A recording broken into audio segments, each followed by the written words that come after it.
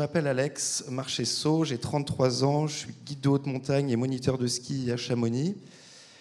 Et en parallèle de ça, je fais ce genre de choses. Donc on peut appeler ça on peut dire, là, ça commence à se professionnaliser. Je suis aventurier maintenant, c'est-à-dire que je vais à la rencontre des grands espaces. Donc cette photo, c'était en 2019, lors d'une grande traversée de 45 jours à travers le Yukon et l'Alaska. Par rapport au thème de la journée, c'est tout trouvé, car ce genre d'aventure ne peut se faire sans l'apport de la technologie.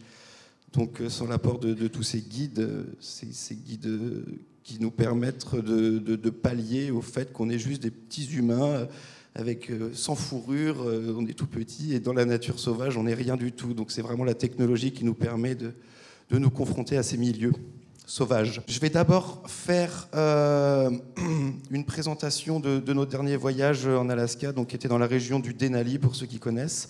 Et à travers ça, je vais expliquer les outils technologiques qui nous ont permis d'avancer. Ensuite, je parlerai vite fait de l'application de ces outils dans ma pratique professionnelle en tant que guide de haute montagne sur Chamonix. Et puis après, on fera un peu un mélange de tout ça et puis on pourra échanger avec quelques questions si vous le voulez bien. Je suis désolé, comme je suis rentré il y a 3 jours, je n'ai pas encore récupéré les photos du dernier voyage. Donc toutes les photos qu'on va voir ici sont soit des photos sur Chamonix, dans le métier, soit des photos du Mont Logan, donc le voyage qu'on a fait en 2019. Donc le Mont Logan, c'est ici, c'est à 5959 mètres d'altitude, c'est le point culminant du Canada. Et donc nous, notre volonté, c'était de grimper cette montagne, mais en partant de la mer et en revenant à la mer. Donc ça faisait un périple en tout de 500 km, où on est parti à ski, on a skié, grimpé en alpinisme, skié la montagne, et fini le retour à la mer en cataraft. C'est une espèce de catamaran gonflable rafting. Donc voilà, donc c'est la mutualisation de toutes ces compétences et de toutes ces technologies qui nous permettent aujourd'hui de partir en autonomie sur ce genre de sommet. Tout ce que je dis là, c'est la même chose que l'on a fait en Alaska. Là, on a traversé le massif du Denali, c'était à peu près autant de kilomètres.